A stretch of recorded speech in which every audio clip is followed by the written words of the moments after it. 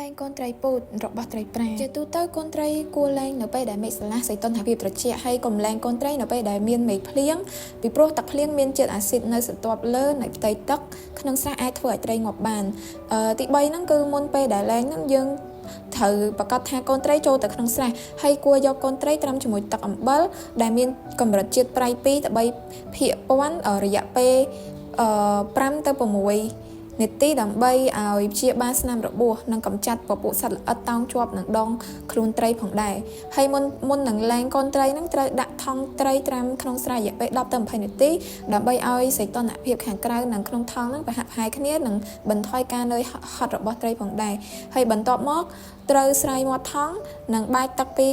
ខាងក្រៅចូលទៅក្នុងថង់បន្តិចម្ដងឲ្យកូនត្រីហែចេញតាមសម្រួលមិនត្រូវយកកូនត្រីទៅចាក់ចូលស្រះភ្លាមទាំងបង្ខំនៅទេពីព្រោះទឹកក្នុងស្រះនិងថង់មានសីតុណ្ហភាពខុសគ្នានិងកូនត្រីមិនអាចធន់នឹងការប្រែប្រួលសីតុណ្ហភាពយ៉ាងឆាប់រហ័សនោះទេហើយអាចធ្វើឲ្យត្រីខ្សោយឬងាប់បានផងដែរអញ្ចឹងវីដេអូថ្ងៃនេះមានតែប៉ុណ្្នឹងទេបើសិនជាអ្នកនរគ្នាមានចម្ងល់អាចសួរនៅក្នុង comment បានអរគុណអ្នកទាំងអស់គ្នាជួបគ្នានៅវីដេអូក្រោយ